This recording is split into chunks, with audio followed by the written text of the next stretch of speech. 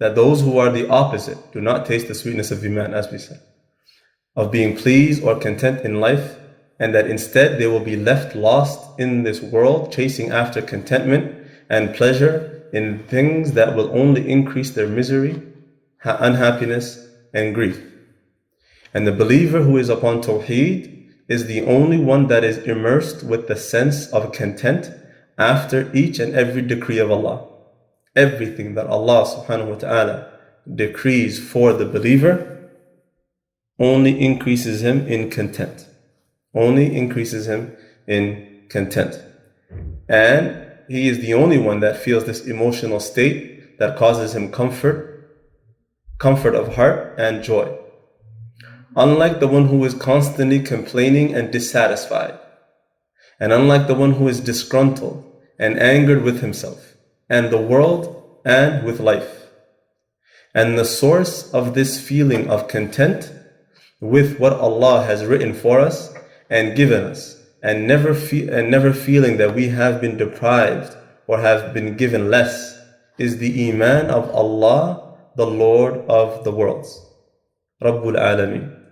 So the believer is pleased with himself, meaning pleased with his existence on this earth and his position and status in this universe, because he knows with certainty that he is not merely a makeup of atoms that are dispersed and lost without any purpose.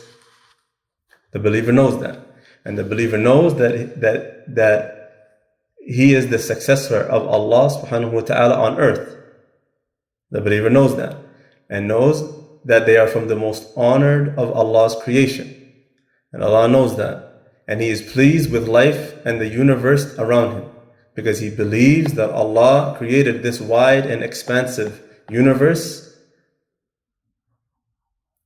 And he is pleased with life and the universe around him because he believes that Allah created this wide and expansive universe, and that it is He who has perfected all things. That Allah subhanahu wa ta'ala is the one that perfected His creation.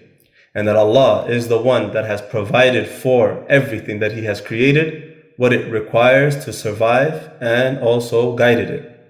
And every single atom in this universe is proof and evidence of the perfect wisdom of Allah subhanahu wa ta'ala. And above all of that, the believer is pleased with his Lord and Master, being Allah, because he believes in His perfection and majesty, and is certain of Allah's perfect justice and mercy, and is content with His perfect knowledge and wisdom. And finally, the believer has complete certainty that Allah, being in control of His affairs, is better for him than if he himself would be left in charge of his own affairs.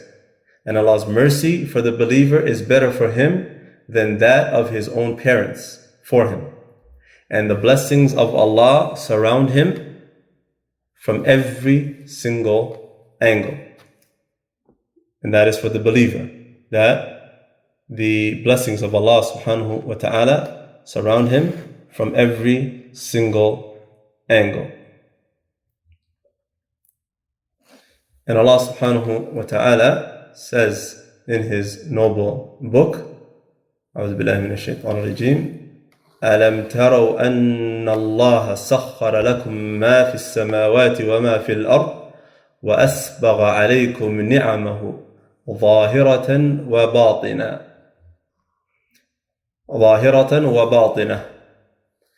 Surah Al-Luqman, verse 20.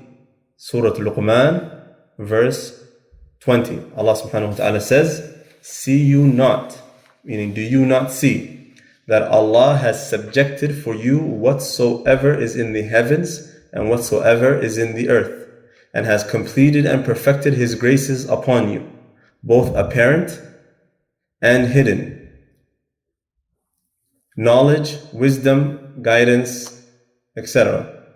Yet of mankind, and with all of that, yet of mankind is he who disputes about Allah without knowledge or guidance or a book giving light.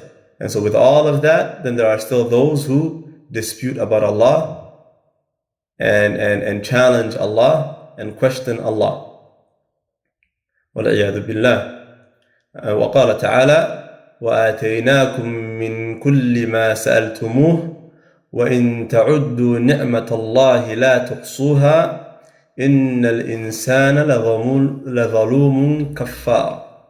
Allah subhanahu wa ta'ala says in Surah Ibrahim, verse 34. The previous surah was, Alam taraw anna Allah, Surah Al-Luqman, verse 20. And this verse, وَآتَيْنَاكُم مِّن كُلِّ مَا سَأَلْتُمُوهُ وَإِن تَعُدُّوا نِعْمَةَ اللَّهِ لَا تُحْصُوهَا إِنَّ الْإِنسَانَ لَظَلُومٌ كَفَّارٌ. Surah Ibrahim, verse 34. And Allah subhanahu wa ta'ala says, and He gave you all of that you asked for.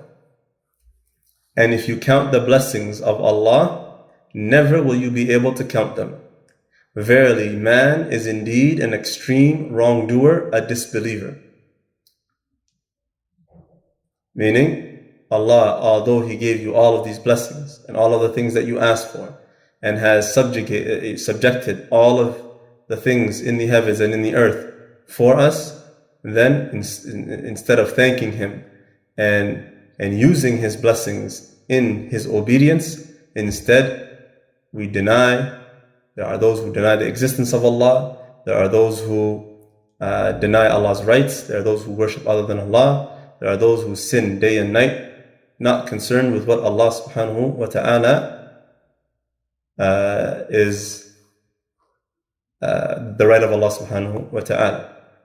So that is it for the fourth category, the fourth point.